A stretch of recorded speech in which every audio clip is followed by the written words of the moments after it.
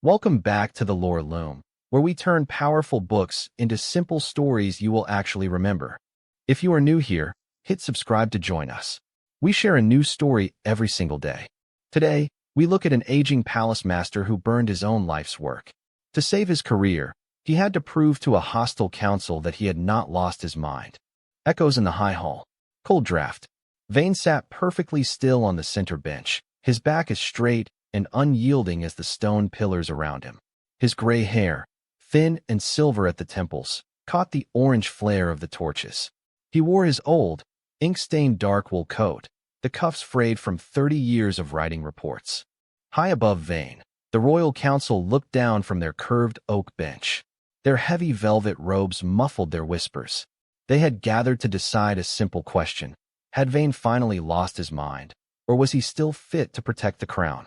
Kaelen stood to Vane's left, her fingers restlessly turning a heavy iron key on a chain around her neck.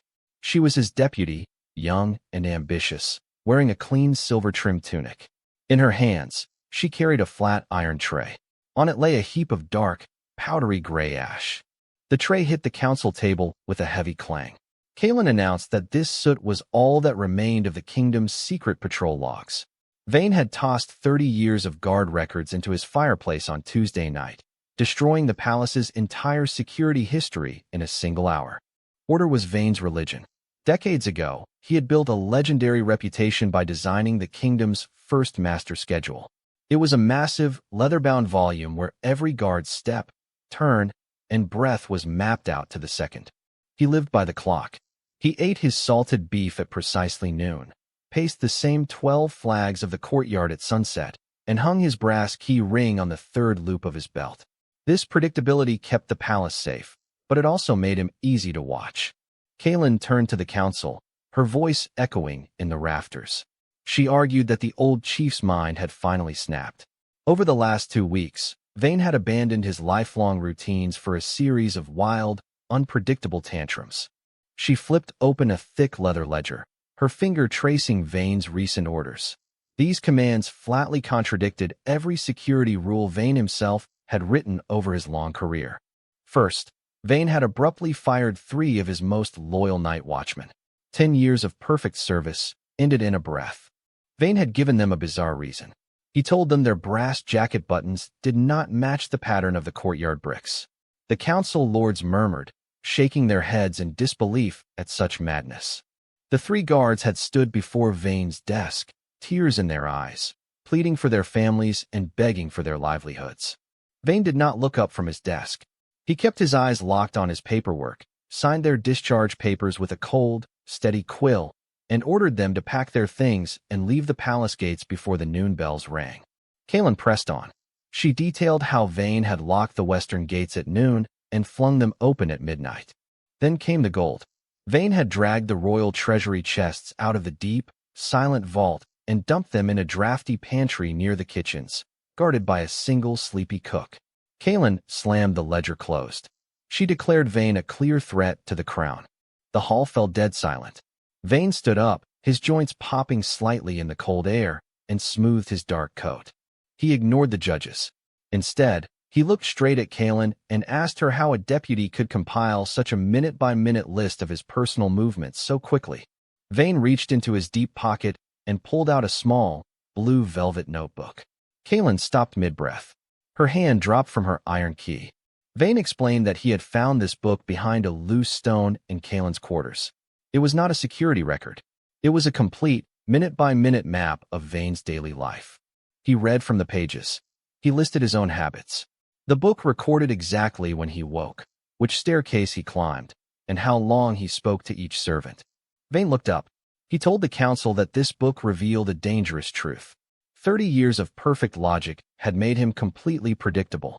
Anyone wanting to rob the crown did not need to fight his guards. They only had to study his perfect schedule to bypass every lock and sentry. Kaelen was not studying him to learn her duties. She was tracking his habits to plan a massive heist, knowing exactly when and where his blind spots would appear. 3 weeks ago, Vane sat alone by his fireplace, staring at his master schedule. He saw that the only way to break her hold was to destroy his own patterns. He had to act without logic, even if he looked like a fool to his own men. He changed guard rotations randomly, sent bizarre orders, and burned his archives so his past choices could never be studied again. Vane turned to the judges and explained the outcome. His madness was a shield. Because Kaelen thought he had lost his mind, her schedule became completely useless. The treasury chests in the kitchen pantry ruined the conspiracy. In the deep vault, the thieves could work in secret, but the kitchen pantry was a noisy, high-traffic room packed with bustling cooks and servants 24 hours a day. Panicked by this public exposure, Kaelen's secret partner decided to flee immediately. He ran toward the western gate at noon, expecting it to be wide open and unguarded. But Vane's chaotic orders had locked that gate. The thief ran straight into a squad of guards Vane had posted there for no logical reason at all, and they caught him with a sack full of royal gold. Vane gestured to the back of the hall. The heavy oak doors creaked open, and guards marched in the bound thief, the royal treasurer himself. Kaelen stood frozen as the council erupted into shouting. Her plot to replace Vane and empty the treasury had been wrecked by pure, deliberate chaos. She stared at Vane, her knuckles turning white as she gripped the edges of the ash-covered tray. She had spent years mastering his logic, only to be ruined by moves that had no logic at all. The king stood up from his high throne, raising his hand to silence the room, and declared Vane innocent of all charges. Vane would keep his post as head of security. But as Vane turned to leave, the king did not offer a hand of congratulations.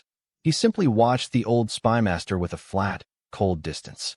Vane walked alone toward the exit, his boots echoing against the stone. Behind him, the king's silent, unblinking stare followed him all the way to the doors. Here's the cool part. This whole story comes from a famous book called The 48 Laws of Power by Robert Greene.